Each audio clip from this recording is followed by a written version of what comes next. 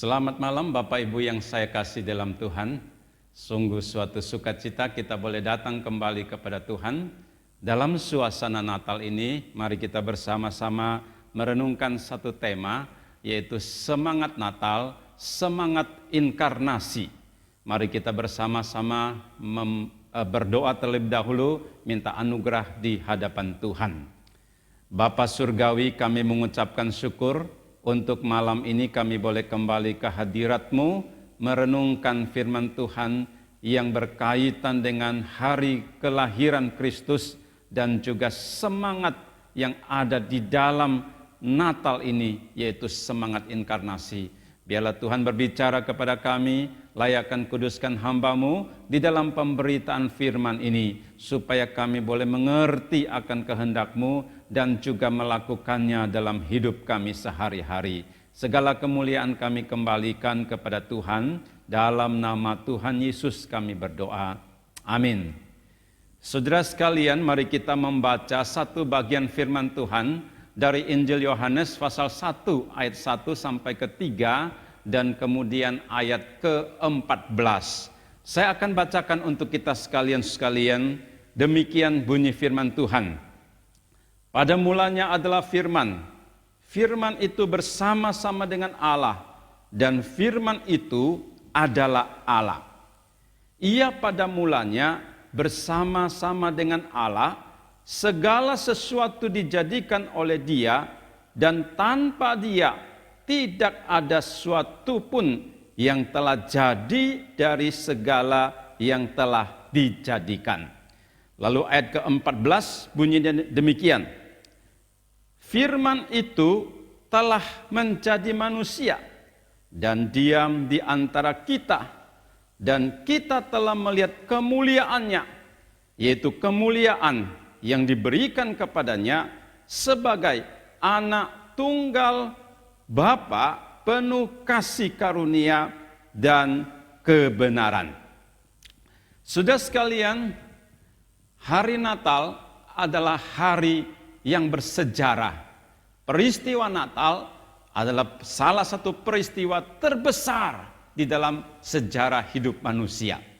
Dan khususnya bagi kita orang Kristen sekalian, itu merupakan hari yang begitu penting, hari yang begitu menentukan bagi iman kita, bagi keselamatan kita, bagi seluruh kehidupan kita. Saudara sekalian, apakah engkau mengetahui bahwa di balik daripada hari Natal itu ada satu semangat yang luar biasa yang dimiliki oleh Tuhan kita, Juru Selamat kita, Yesus Kristus, yang kita sebut dengan semangat inkarnasi. Saudara sekalian, saya ingin mengajak saudara memperhatikan tentang semangat inkarnasi ini. Pertama-tama kita melihat dari terminologinya sekalian. Di dalam bahasa Latin itu dengan kata incarne, artinya di dalam daging. Kemudian di dalam bahasa Yunani itu ensarke, ini juga bahasa Alkitab sekalian, juga berarti di dalam daging. Saudara sekalian, pada umumnya orang mengartikan inkarnasi itu adalah Allah menjelma jadi manusia.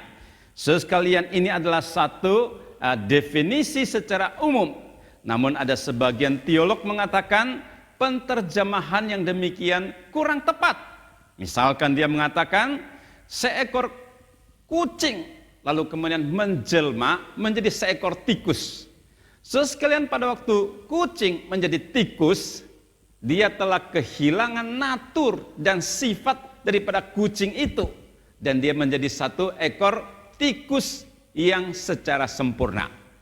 Tetapi sekalian, inkarnasi lebih tepat diterjemahkan Allah menyatakan dirinya dalam bentuk daging atau manusia.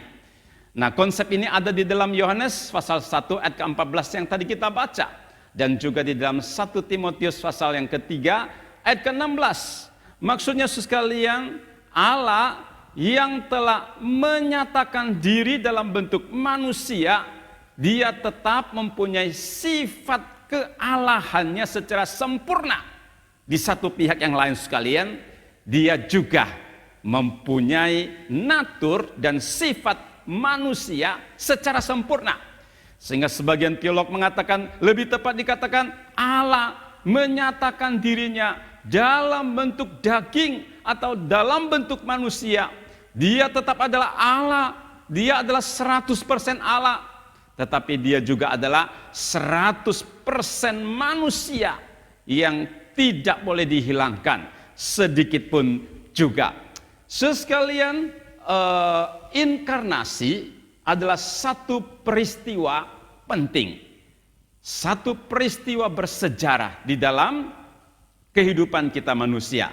Dan inkarnasi ini hanya bisa terjadi satu kali di dalam sejarah hidup manusia, dan hanya terjadi di dalam satu pribadi, yaitu Yesus Kristus. Artinya tidak pernah ada pribadi lain yang bisa berinkarnasi, karena dia bukan Tuhan. Ya, tidak ada peristiwa kedua dalam arti inkarnasi Allah yang menyatakan diri dalam bentuk manusia. Tidak ada dua kali, hanya satu kali saja sekalian, yaitu Allah di dalam Kristus Yesus ya menyatakan diri dalam bentuk manusia, tinggal di tengah-tengah kita. Sekalian, ada satu istilah yang dipakai oleh pengajaran dari agama Buddha, yaitu reinkarnasi sekalian. Ini satu konsep yang berbeda dengan inkarnasi, dan ini tidak boleh dicampur adukan sekalian. Kalau di dalam pengertian reinkarnasi dari Buddha adalah manusia bisa dilahirkan kembali dalam bentuk makhluk yang lain, dan itu berulang-ulang terjadi. Sekalian, ini tidak ada di dalam konsep Alkitab. Ini tidak ada di dalam konsep iman orang Kristen. Dan kita hanya kenal satu kali inkarnasi di dalam Yesus Kristus. Sekalian, inkarnasi adalah merupakan satu tindakan Allah yang supranatural, yang tidak mungkin dilakukan oleh manusia, dan hanya dapat dilakukan oleh Tuhan Allah sendiri. Oleh karena itu kita mengatakan inkarnasi hanya satu kali terjadi di dalam seluruh sejarah manusia, dan hanya terjadi dalam satu pribadi, yaitu Yesus Kristus, Allah yang menjadi manusia, tinggal di tengah-tengah kita. Sekalian, saya mengajak kita sedikit memperhatikan kembali di dalam Injil Yohanes pasal yang pertama, baik ayat yang pertama sampai ketiga dan ke-14. Saudara, kalau baik-baik memperhatikan mulai dari ayat pertama, dikatakan firman itu adalah Allah, dan dia pada mulanya adalah bersama-sama dengan Allah. Ini adalah satu penggunaan daripada Sang Yohanes untuk menyatakan Kristus, untuk menyatakan Allah anak di dalam bentuk firman, dan dia itu adalah Allah bersama-sama dengan Allah. Lalu dikatakan bahwa segala sesuatu diciptakan oleh dia firman, dan tanpa dia tidak ada sesuatu yang sudah dijadikan itu bisa terjadi. Sekalian, Yohanes menunjukkan Kristus dengan istilah firman atau logos, dan dia itu adalah Allah. Dan ayat ke-14 dikatakan firman itu telah menjadi manusia. Ini adalah konsep inkarnasi yang ada di dalam Alkitab. Walaupun istilah inkarnasi ini tidak pernah muncul di dalam Alkitab, tetapi konsepnya, kebenarannya itu sangat kuat, dan itu merupakan satu basic yang sangat penting. Yohanes 1:14, yaitu firman itu, Allah itu, ya, Kristus telah menjelma atau menjadi manusia dan tinggal di tengah-tengah kita. Kalau kita memperhatikan dari 1 Timotius pasal yang ketiga ayat ke-16, di sana ada satu kalimat mengatakan dia, yaitu Allah, telah menyatakan dirinya dalam rupa manusia atau dalam bentuk daging, supaya Allah yang tidak kelihatan, Allah yang maha besar, maha mulia itu dapat kita lihat, saksikan lewat mata kita, lewat panca indera kita. Sekalian, seorang komentator Alkitab yang bernama Arthur W. Pink, dia mengatakan demikian, yang tidak terbatas telah menjadi terbatas. Yang tidak kelihatan telah menjadi kelihatan. Yang transenden menjadi imanen.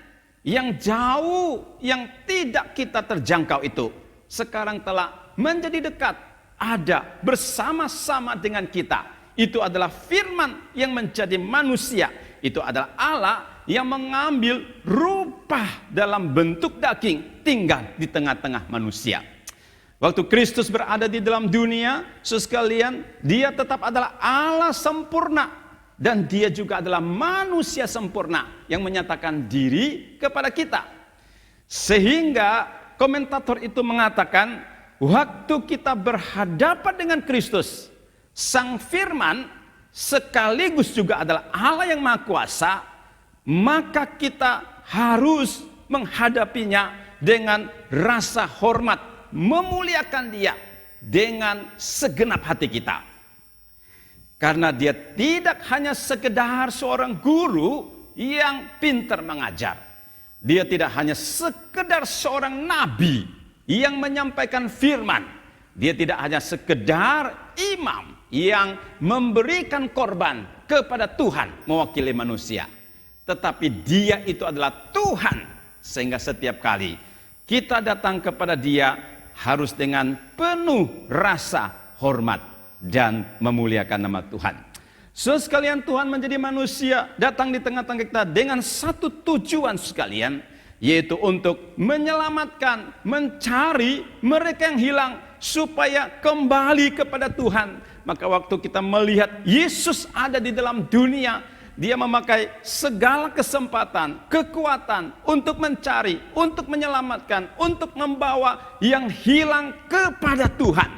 Ini adalah semangat Natal. Ini adalah satu tujuan maksud daripada inkarnasi.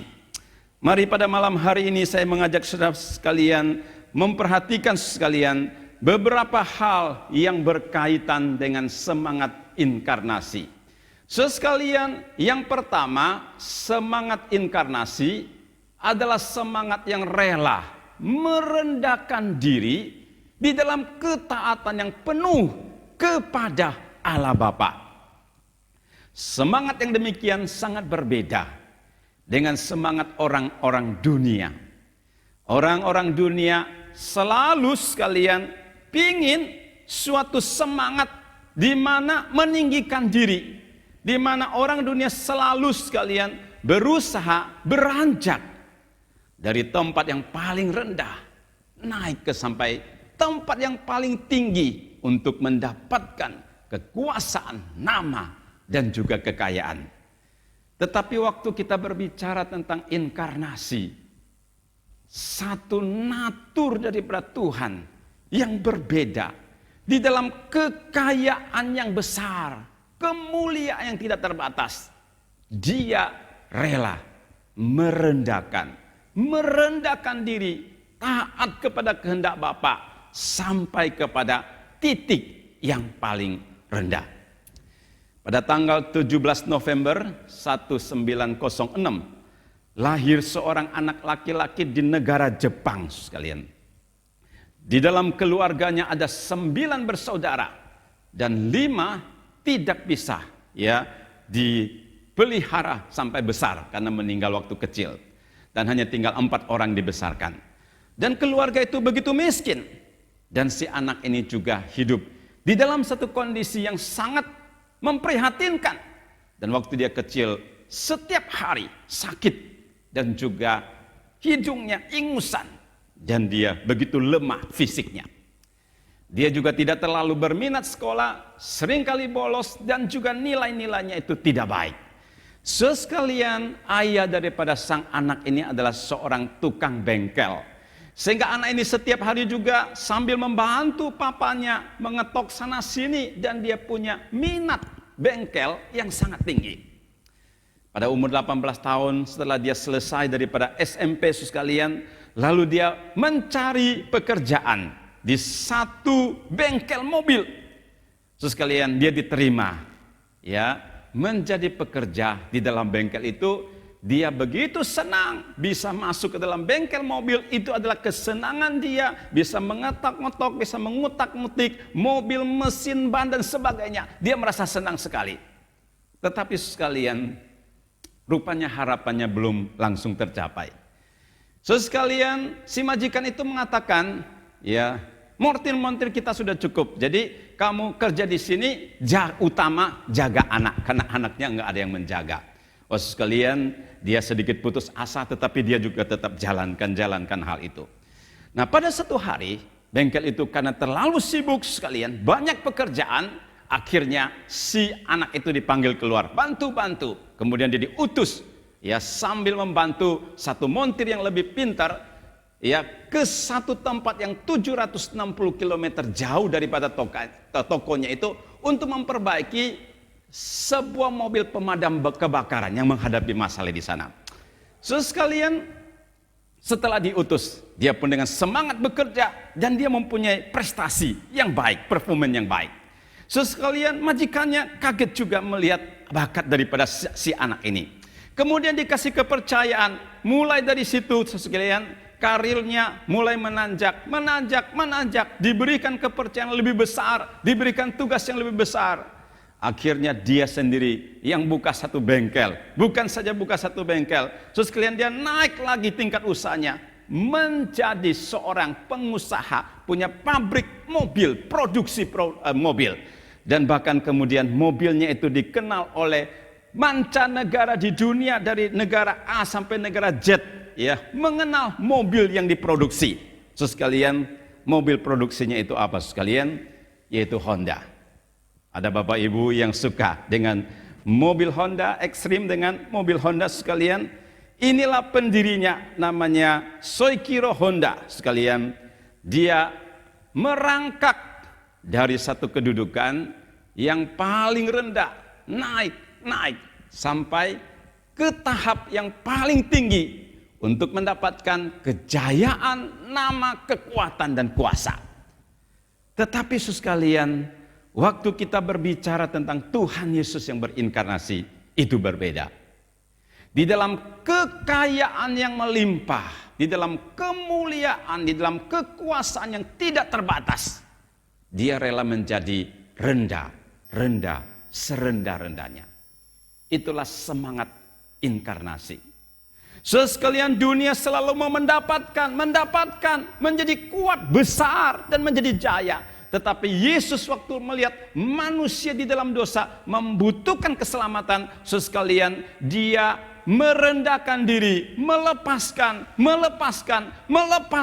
semua atribut yang paling mulia. Supaya apa? Supaya bisa melayani dan mendapatkan kita semuanya.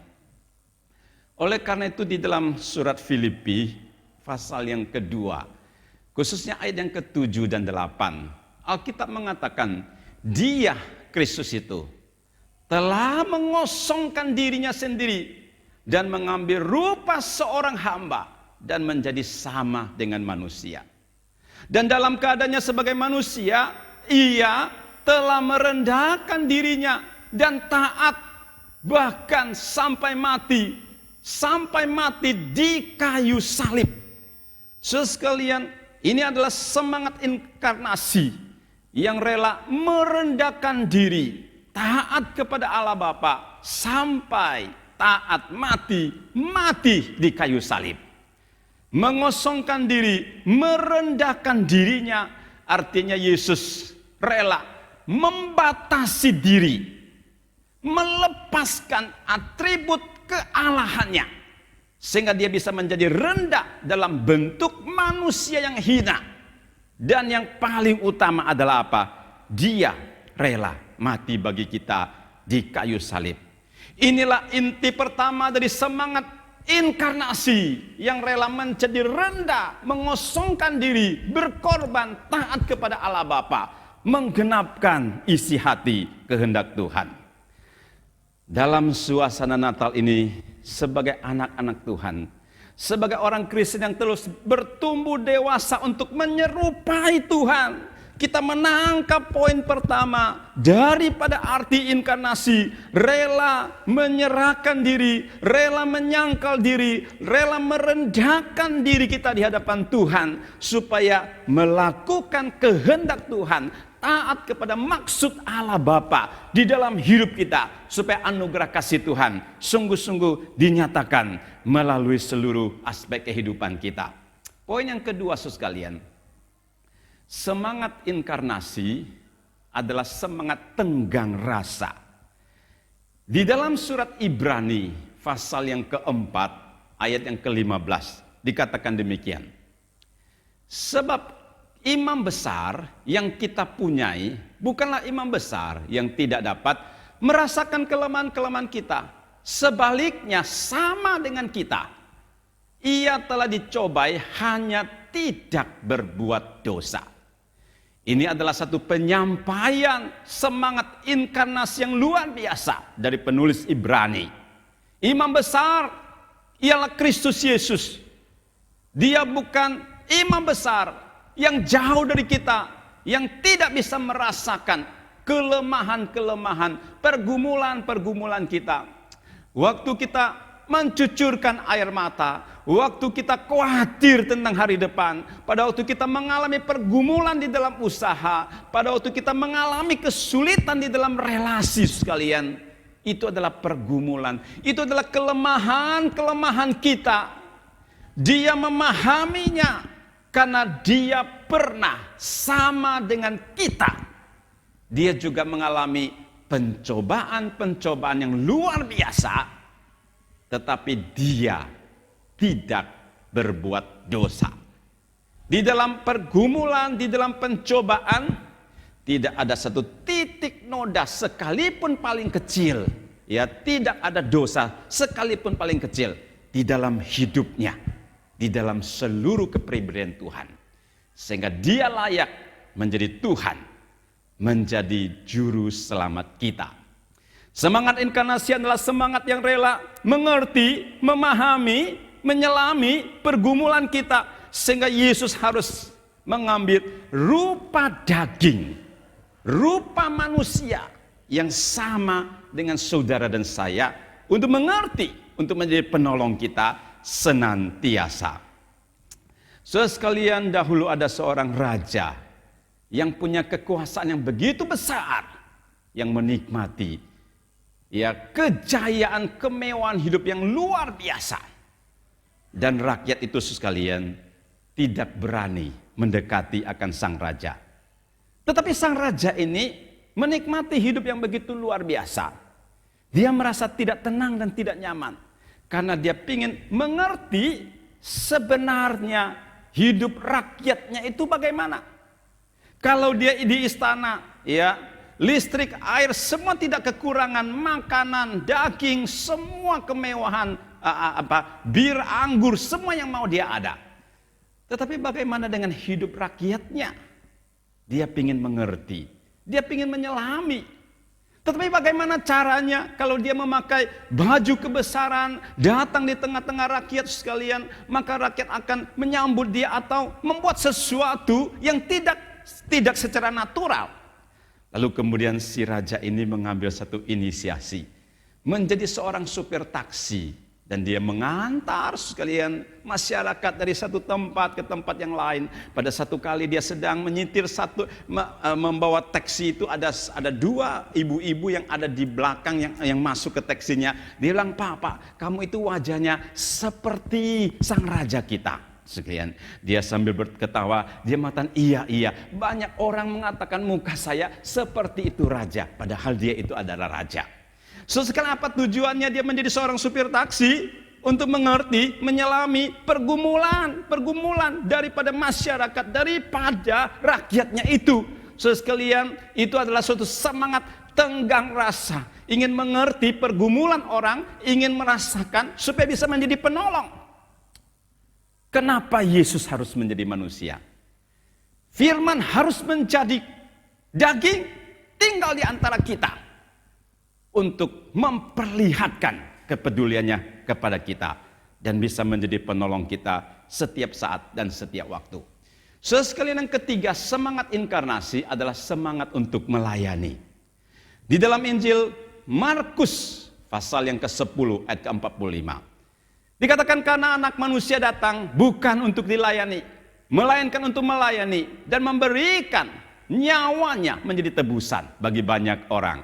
Ini satu kalimat yang begitu besar, kalimat inti yang pernah diucapkan dari mulut Yesus bahwa anak manusia, yaitu dirinya sendiri, datang ke dalam dunia bukan untuk dilayani, bukan untuk dirajakan di atas tata, tetapi melayani, memberikan hidup, memberikan waktu, memberikan pikiran, tenaga untuk membantu, untuk melayani, untuk menebus, untuk menyelamatkan mereka yang terhilang.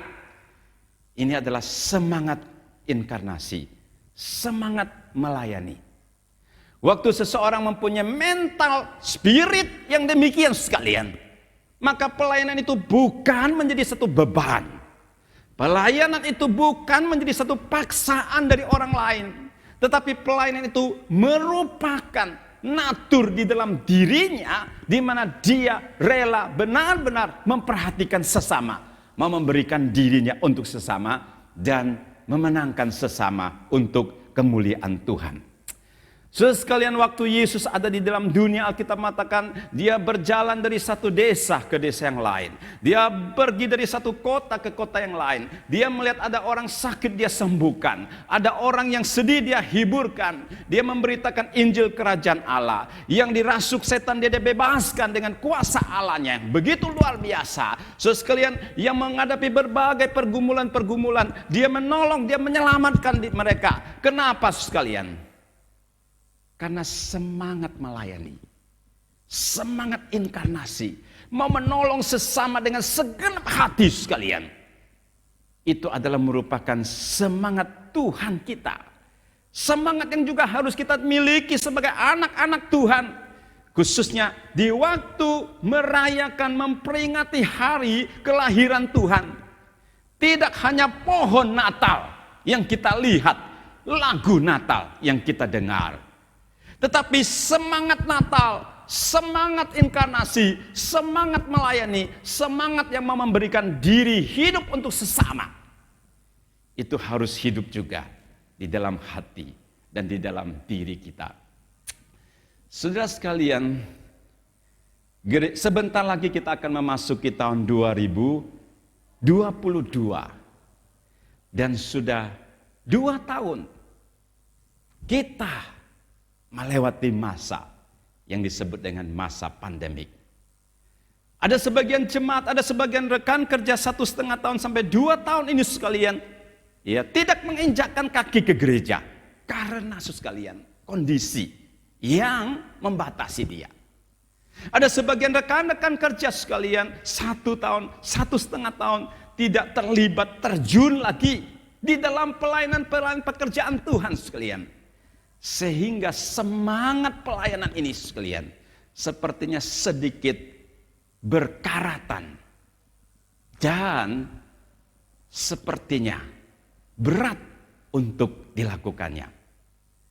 Tetapi pada waktu kita memperingati hari Natal, mengingat semangat Kristus, semangat inkarnasi ini untuk melayani, biarlah semangat ini membangkitkan kita kembali, memperbaharui kita kembali.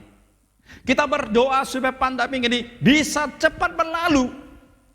Sepanjang 1 bulan, 2 bulan terakhir ini, kita melihat anugerah Tuhan untuk Indonesia, untuk seluruh Indonesia. Sehingga pandemi itu sudah mereda. Kita berdoa benar-benar sampai tuntas mereda. Sehingga memasuki tahun 2022. Dengan semangat yang baru, semangat inkarnasi, semangat melayani Tuhan dengan sungguh-sungguh.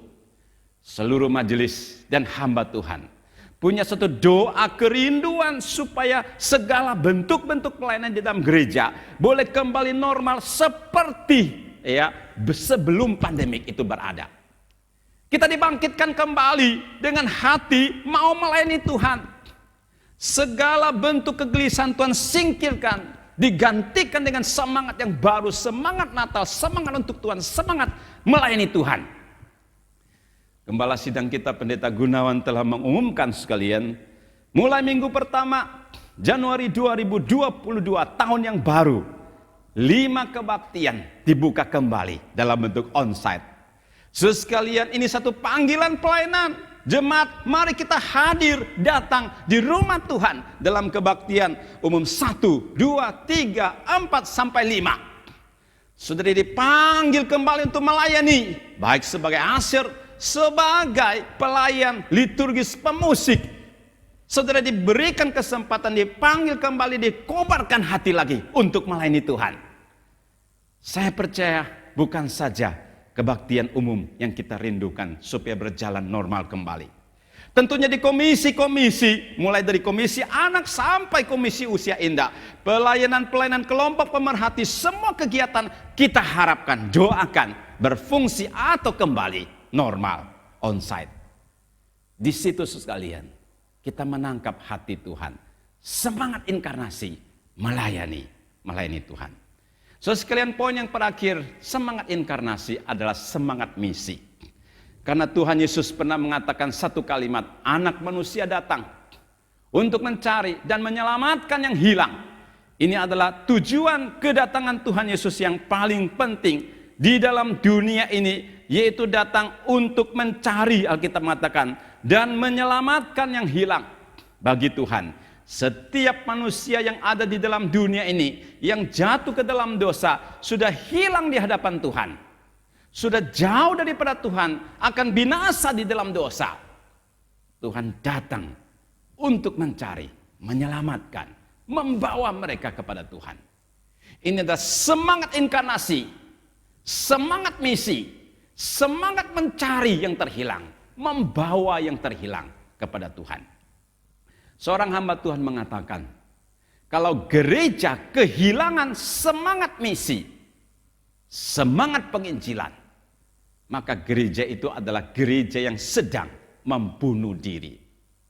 Gereja harus dibangkitkan api misi, semangat penginjilan, hati yang rindu mencari jiwa-jiwa baru dipersembahkan kepada Tuhan. Itu adalah jantung, itu adalah natur, itu adalah semangat gereja yang harus dihidupkan. Saudara sekalian, dengan sungguh-sungguh kita datang kepada Tuhan, memperingati hari kelahiran Tuhan, menangkap semangat dibalik pada Natal itu, yaitu semangat inkarnasi, juga yang berarti semangat misi, penginjilan, membawa jiwa-jiwa kepada Tuhan. Sebagai bagian penutup sekalian, saya mengajak saudara menaikkan satu doa yang sangat singkat dengan berkata, Tuhan, jadikan hatiku seperti hatimu. Sekalian, saya mengharapkan mengakhiri tahun 2021 sebentar yang akan kita lewati, menyambut tahun yang baru 2022. Kita menaikkan satu doa, Tuhan, jadikan hatiku seperti hatimu. Hati Tuhan adalah hati yang rela merendahkan diri, taat kepada Allah Bapa untuk menggenapkan maksud Tuhan. Hati yang tenggang rasa, sepenuh hati mau melayani, dan juga punya semangat misi, penginjilan terhadap jiwa-jiwa yang terhilang. Pada waktu kita memiliki hati yang demikian, pada waktu hati kita sama seperti dengan hati Tuhan, maka hidup kita itu sangat berubah, dan Tuhan akan berkarya, bekerja lewat hidup kita dengan luar biasa bagi kemuliaan Tuhan, menjadi berkat bagi banyak orang. Tuhan berkati kita. Mari kita masuk di dalam doa. Bapa di surga, di dalam suasana Natal memperingati hari kelahiran-Mu, kami benar-benar ingin menangkap semangat daripada Natal itu. Tidak hanya kami mendengar lagu dan juga berbagai-bagai perhiasan, bahkan pesta-pesta Natal. Tetapi di balik itu Tuhan, kami mau menangkap, mendapatkan semangat Natal. Semangat inkarnasi, di mana Yesus sungguh-sungguh rela merendahkan diri, mengosongkan diri, taat kepada Bapa, untuk melayani, untuk peduli, untuk menjalankan misi Tuhan. Tuhan, hatimu yang begitu agung, hatimu yang begitu mulia, hatimu yang begitu sempurna, kiranya menjadi hati dari setiap kami. Menjadi hati kami juga Tuhan, sehingga hidup kami boleh bermakna, bercahaya, dan membawa satu sukacita bagi sesama, membawa kemajuan bagi gerejamu, membawa kemajuan bagi pekerjaan Tuhan. Tuhan berkati kami, jamah hidup kami satu demi satu. Dalam nama Tuhan Yesus kami menaikkan doa permohonan ini. Amin.